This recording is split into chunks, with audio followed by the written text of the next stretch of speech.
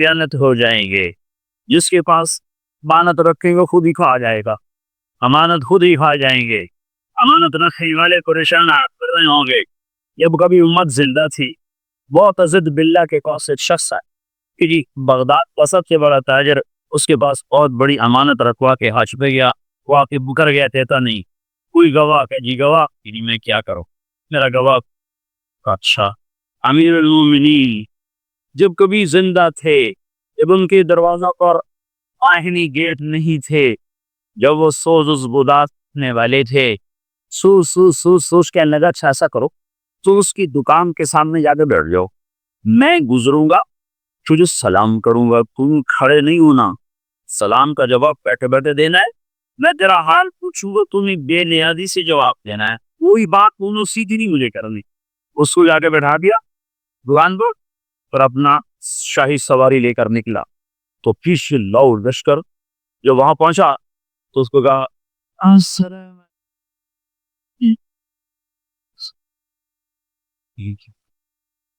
سارے حیران, دیکھیے کیا بلا ہے, ساری دنیا تو کھڑی ہو رہی امیر المومنین کے لیے, اسی طرح بیٹھا ہوا, کیا حال ہے؟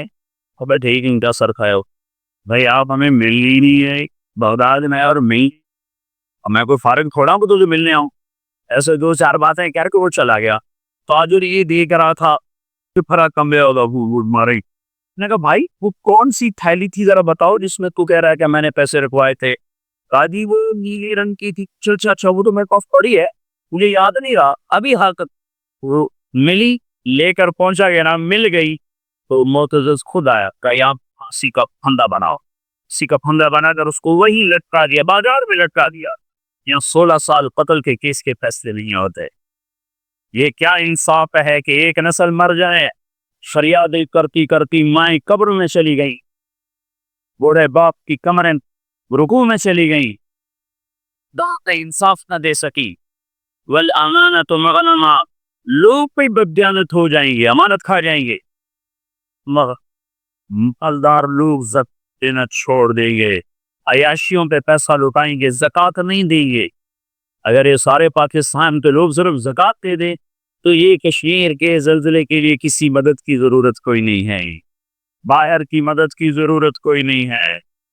وہ تو علم لغیر الدین, اور علم دین اللہ کی رضا کی بجائے دنیا کی طلب کے لیے حاصل ہونے لگے گا.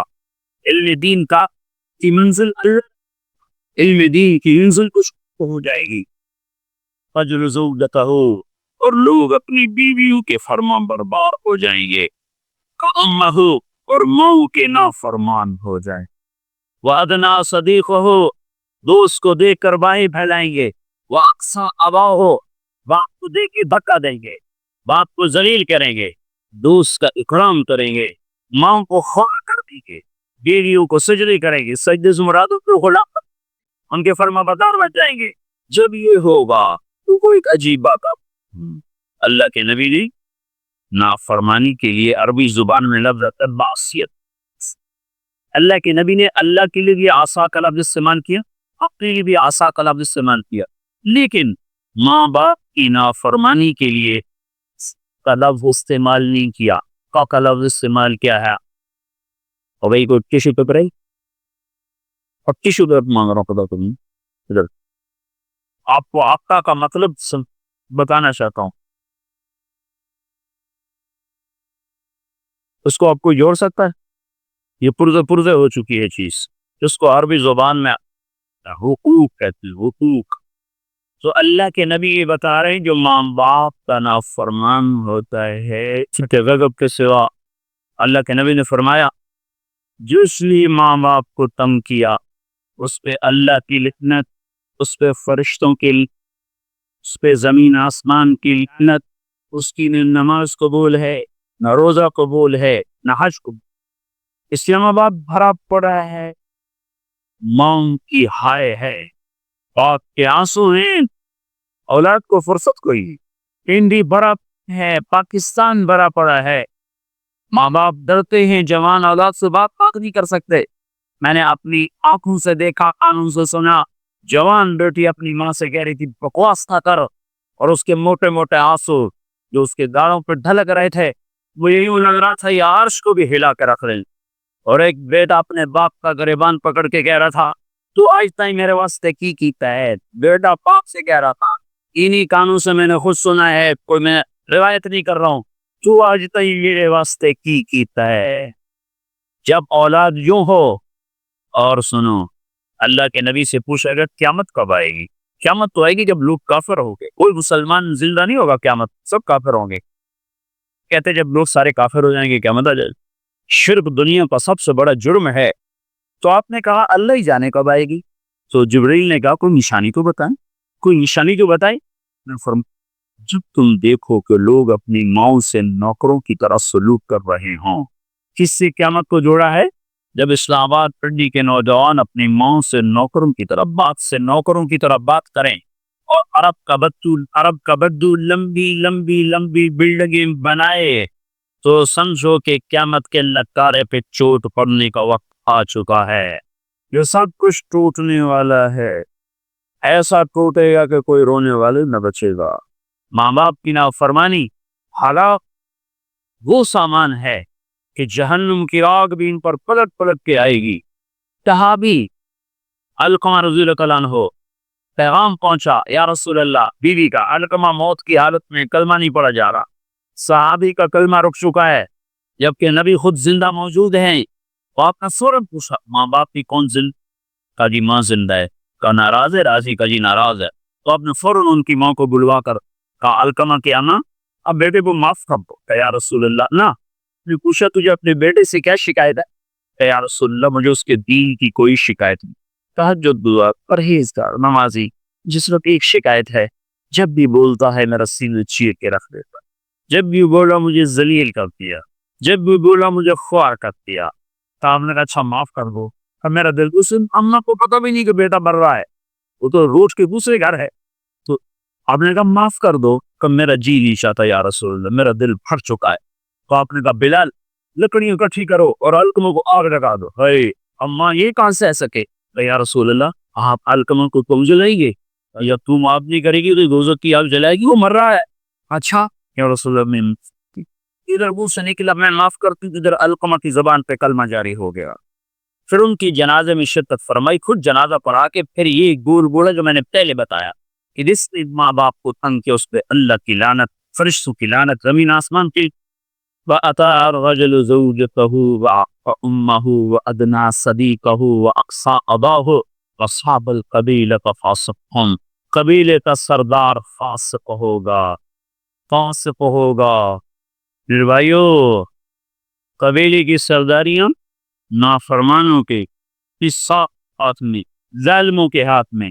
اور کیا ہوگا؟ وَكَانَ رَئِيسُ الْقَوْمِ أَرْذَلَهُمْ۔ حکومت نکمی انسانوں کے ہاتھ میں ہوگی، نااہل انسانوں کے ہاتھ میں ہوگی۔ اور کیا ہوگا؟ اکرم الرجل مخافۃ شرہ۔ ایک دوسرے کو سلام بھی کریں گے، دل میں نفرت ہوگی، اس کے شر سے بچنے کا اندر میں ہوگا، اوپر سے یس سر یس سر یس سر جناب جناب۔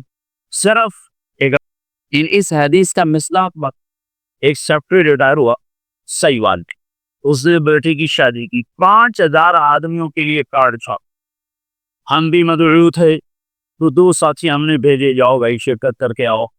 تو انہوں نے آ کے واپس کارگزاری سنائی کہ وہ رسم ہے نا پیسے دینے کی دولہا کو، تو وہ ایک ساتھی نے ہمارے بتا 2 آدمی بیٹھے تھے، ایک نے سے بٹوا نکالا اور پیسے نکالنے لگا، دوسرے نے کہا ریٹائر ہو گئی، کہا پھر دفع کرو۔ شہر صدیق مرمون کو پنجاب کے چیف سیکرٹری 5 سال چیف سیکرٹری ہے، ان کا لڑکا الیاس اور میں بومر پلی لاہور میں کٹھے پڑھتے، تو ہمارا آپس میں آج تک تعلق ہے، اتنے 35 سال ہو گئے، آج تک کوئی محبت ہے۔ تو ایک دن مجھ سے مل گیا، بیمار تھا، جب ابا سیکرٹری تھا تو چھینک آنے پہ 100 آدمی آئے کرتے، چلو سب خیریت تو ہے، اور جب سے ریٹائر ہوا مرا کوئی پوچھتا نہیں آتے۔ اکرم الرجل مخافۃ شرہ، یہ سلام کس لیے کیے جائیں گے؟ اس کے شر سے بچنے کے لیے، محبت کی وجہ سے نہیں، سیاست کا سلام ہوگا۔ اور کیا ہوگا؟ اور کثرت الاصوات فی المساجد، مسجدوں میں لڑائیاں شروع ہو جائیں گی، نفرت کے بیج اور کانٹے بکھرنے لگ جائیں گے۔ جس منبر سے محبت کا پیغام دیا جاتا تھا وہ ممبر فرقہ واریت کی لپیٹ اور میں آ جائے گا، اور اس سے لوگ ان کی زبانیں زہر اگلے گی، زہر جو بھائی کو بھائی سے لڑا دے گی اور دست و گریباں کر دے گی، اور مسجدوں میں آگ تکتی ہوئی زہر فضا کو لپیٹ میں لے لے گی، مسجدوں میں لڑائیاں شروع ہو جائیں گی، اور کیا ہوگا؟ طہرت القینات والمعازف، گانے والیاں محترم ہو جائیں گی، گانے والیاں محترم ہو جائیں گی، جن کی وجہ سے اللہ ناراض ہوا انہی کو جو دی جائے گی۔ دگنے والیاں ذات کا دو مطلب ہے، گانے والیاں ہو جائیں گی اور وحرت سسر محترم ہو جائیں گی، والمعازف، اور موسیقی کے آلات گھر گھر ہوں گے، کوئی گھر موسیقی سے بچا ہوا نہ ہوگا، کوئی گھر موسیقی سے بچ ہوگا۔ وغارت القناق والمعازف، گانے والیاں معزز، گانے والیاں محترم، محفل موسیقی کے کارڈ چھاپے جا رہے ہیں۔ میرے نبی نے کہا تھا وہ کیا دن ہوگا جب تم بھلائیاں مٹانے لگ جاؤ گے، برائیاں پھیلانے لگ جاؤ۔ تم آئے تو تھے بھلائی پھیلانے، برائی مٹتے، پر ایک وقت آئے تو الٹے ہو جاؤ، بھلائی کو مٹانے لگ جاؤ گے، برائی کو پھیلانے لگ جاؤ۔ اور نے فرمایا گانے والیاں اور گانا گھیر گھٹر، یاد رکھو جو قوم موسیقی میں ڈوبی آئے انہیں ہلاکت سے کوئی نہیں بچا سکتا۔ مشرق اور مغرب اللہ کی پکڑ میں آنے والے، میں آپ کو بتا رہا ہوں، میں نجومی اور قائن نہیں ہوں، پر میری زندگی کا کچھ عرصہ اللہ کی کتاب کے ساتھ گزرا ہے۔ میں تمہیں بتا رہا ہوں مشرق اور مغرب پر آنے والا ہے یہ اللہ، وہ اللہ بے نیاز اور صمد، ایکوں والا اللہ، کفر کو مہلت دیتا، شرک کو مہلت دیتا ہے، بت پرستی کو مہلت دیتا نہیں، مہلت دی تو بے حیائی کو نہیں دی۔ جب قومیں بے حیا ہوئی اور ناچ گانا عزت بن گیا، زنا فیشن بن گیا، عورتیں کپڑوں سے باہر آ گئی، مرد آوارہ ہو گئے، تو پھر اللہ نے زمین کو ہلایا، اللہ نے بے حیاؤں کو مہلت ہمیشہ تھوئی دی ہے۔ مشرق اور مغرب کے سر سے حیا کی چادر اتر چکی ہے، ان کو تو اتر گئی تھی، وہ ہمارے بھی اتارنے کے چکر میں ہیں، ان کو تو اتر گئی تھی، وہ ہماری بھی اتارنے کے چکر میں ہیں۔ اور جس دن اللہ کا نظام چلے گا اور اسے کوئی روک سکتا ہے؟ منکم من فی السماء یخسف بکم الارض اذا ہی تمور، تمہیں کھا وہ زمین میں دھنسا دوں، اپنے اللہ کو روک لو گے؟ آمنتم من فی السماء ان یرسل علیکم حاصبا فستعلمون کیف نذیر، تمہارے اوپر پتھر برسا دوں تو اپنے رب کو روک لو گے؟ وَلَقَدْ كَذَّبَ الَّذِينَ مِن قَبْلِهِمْ فَكَيْفَ كَانَ نَكِيرٌ، تم سے پہلوں نے جھٹلایا، تیرے رب نے پکڑ کے دکھایا، کچھ تو عبرت کی نظر سے دیکھو۔ مان جو بارو چلو بہت دور ہے، ٹیکسلا تو نہیں چلے جاتے ہو، یہ گندھارا کی تہذیب پہ کیوں نہیں کھڑے ہو کہ تم غور کرتے ہو؟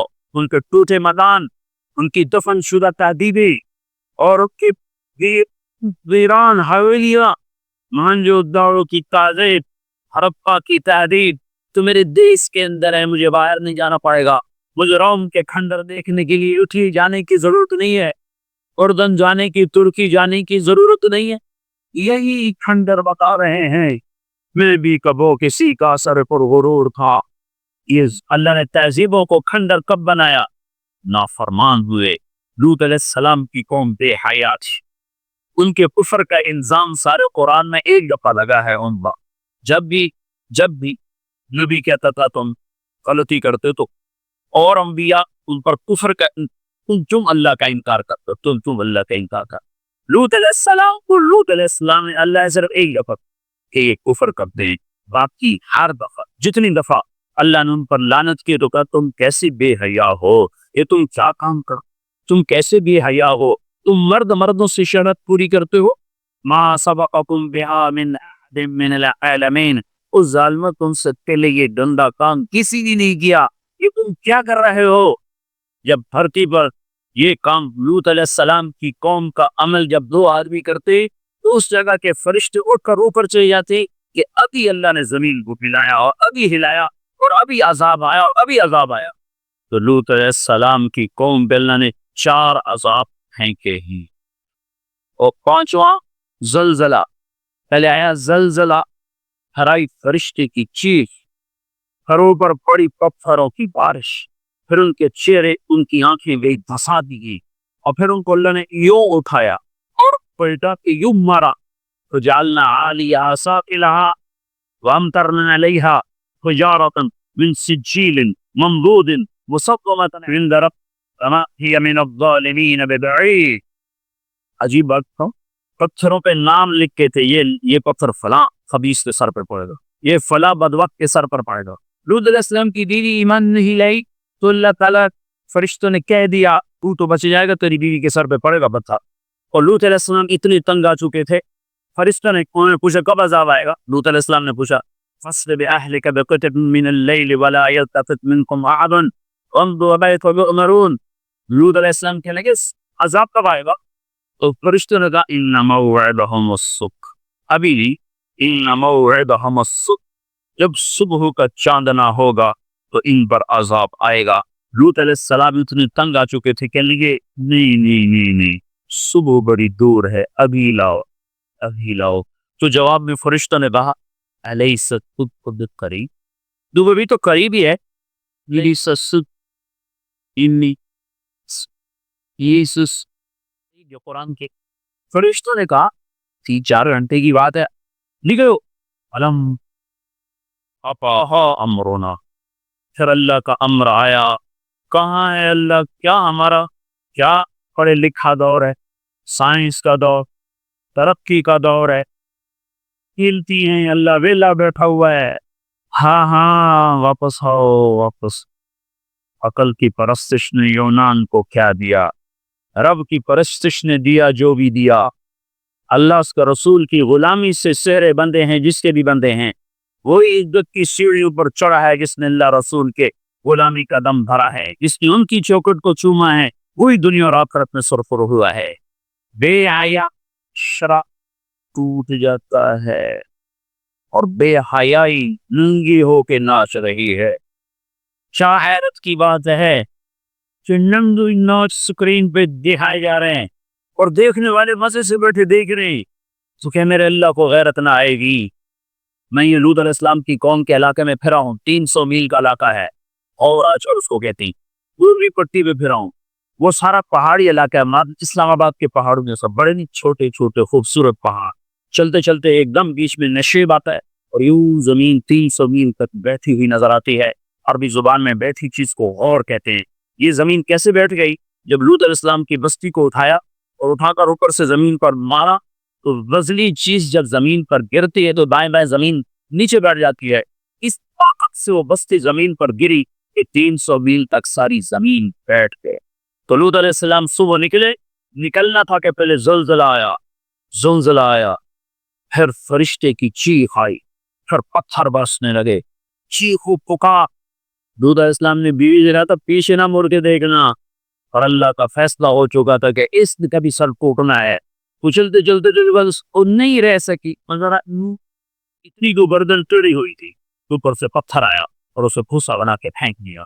تو میرے بھائیو، ہم سب خطرے کی لپیٹ میں ہیں، پاری لگ چکی ہے، نمبر بنمبر، نوبت بنوبت. یہ ہوگا یا لوگ توبہ کریں گے یا اللہ کی نشانیاں کھل کے آئیں گی. جب یہ ہوگا جب میری امت گانے بجانے کو جو قومی بانی بجانے میں ڈوبتی ہے وہ ہلاک ہو جاتی. چلو میں کہتا ہوں یہ قرآن بھی قرآنی کتاب اور حدیثیں بھی پتہ نہیں ہیں کہ نہیں ہیں.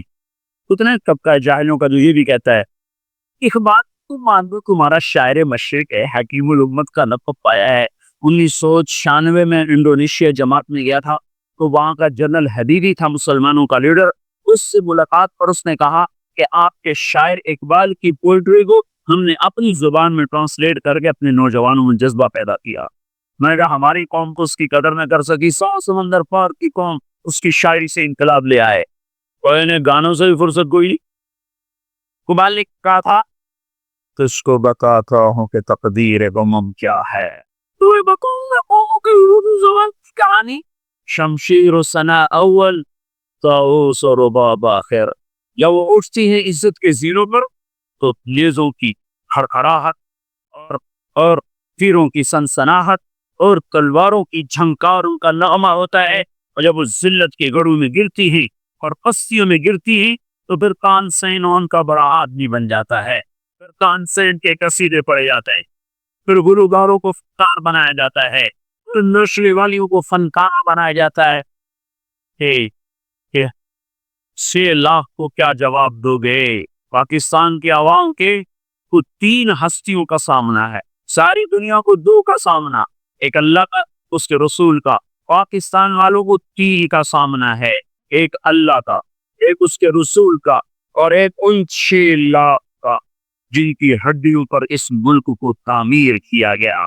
وہ معصوم بچے جو درختوں سے لٹکا کر سینے کے پار کیل کر دیے گئے، وہ عزت جو خاک و خول میں لوٹا دی گئی، نوجوان اور بوڑھے جن کی لاشوں سے ٹرینیں بھر بھر کر لاہور کے اسٹیشن پر آتی تھی۔ ہاں، میں تو مہاجر نہیں ہوں، لوکل آدمی ہوں، لوکل ذمہ دار کا بیٹا ہوں۔ میرے مہاجر دوست تھا، اس کی ایک دفعہ وہ کہانی سنا رہا تھا میرے باپ کو، میں بیٹھا سن رہا تھا۔ ہمارے ڈیرے پر جلندر سے بھاگا کمیاں سب سارا ہی خاندان کٹوا کے نکل۔ کیا خیال ہے؟ یہ 6 لاکھ پڑا ہے، اس سے زیادہ ہی ہوگا۔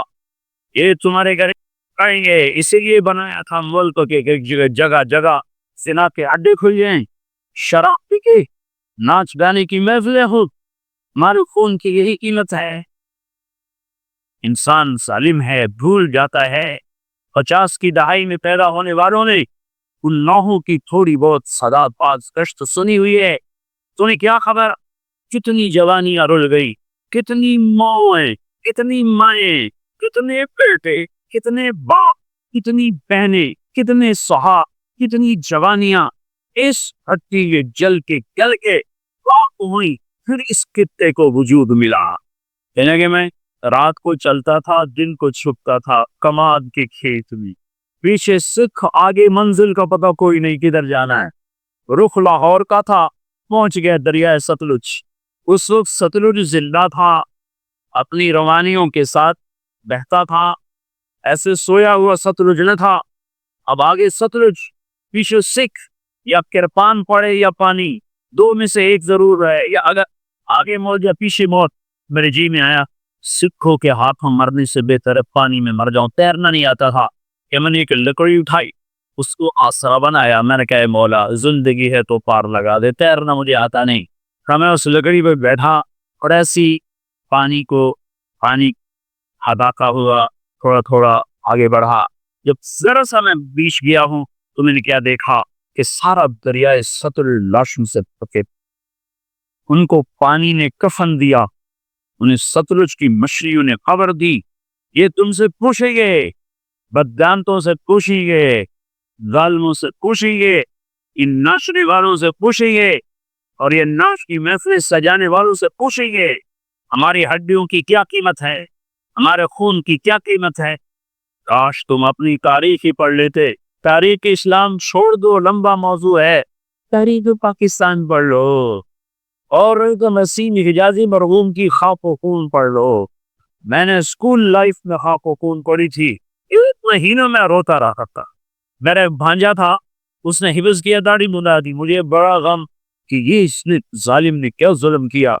اس نے کئی خاک و خون پڑھی، اس نے ایسی توبہ کی، داڑھی بھی رکھ لی، پتلون میں چھوڑ دی۔ اپنی تاریخ کو بھلا دینے والی قومیں بے نشان ہو جاتی ہیں۔ وہ قافلہ ہوتا ہے پر جس کی کوئی منزل نہ رہے، وہ راہی ہوتے ہیں جنہیں راستوں کی سمت کا کچھ پتہ نہیں رہتا۔ کھانا پینا یہ زندگی ہے، کسی کام کے لیے آئے ہیں، اور کیا ہوگا؟ وَلُبِسَ الْحَرِيرُ، مرد ریشم پہن لی گے، اور ہوگا وَشُرِبَتِ الْخُمُورُ، شراب پی جائے گی، اور کیا ہوگا؟ وَلَعَنَ آخِرُ هَذِهِ الْأُمَّةِ أَوَّلَهَا، اس امت کے آج کے لوگ پہلے لوگوں کو گالیاں بکیں گے، دیوانہ کہیں گے۔ اونٹوں کے لوگ تھے، پتھروں کے لوگ تھے، سچڑوں کے لوگ تھے، کھوتوں کے لوگ تھے، ہم راکٹ والے، ہم راکٹ والے۔ تمہارا نبی گدھے پہ سوار رہا ہے، سواری عزت کی چیز ہوتی تو میرے نبی کو اللہ تو رات ہر وقت حاضر کرتا۔ اللہ کے نبی کے 2 گدھے تھے، ایک کا نام عفیر تھا، ایک کا نام یعقوب تھا۔ آپ کبھی اس کے سوار ہوتے، کبھی اس کے سوار ہوتے۔ پھر آپ نے خچر پر بھی سواری کی، ایک کا نام دندو تھا، ایک کا نام فضہ تھا، اور آپ نے اونٹنی پر بھی سواری کی ہے، معزبہ تھا، کا نام شعبہ تھا، کا نام جدعہ تھا، نام قصوا تھا، پھر آپ نے ایک اونٹ پر بھی سواری کی ہے، اس کا نام عسکر تھا، پھر آپ نے امت کے مالداروں کو بھی گنجائش دے دی، اپنے گھوڑوں پر بھی سواری کی ہے، اور چھوٹے موٹے گھوڑے بڑے عالی شان، ایک گھوڑے کا نام ورد تھا، ایک کا نام یاسوب تھا، ایک کا نام یعبوب، نام مرتجل تھا، سبعہ تھا، ایک کا نام لزاز تھا، ایک کا نام قراس تھا، یہ سارے حسین گھوڑے تھے جن پر آپ نے کبھی کبھی سواری فرمائی کہ اگر میری امت کا کوئی مالدار اچھی سواری رکھنا چاہے تو میں گنجائش دیتا جاؤں کہ میں صرف غریبوں کا نبی نہیں ہوں، مالداروں کا بھی نہیں۔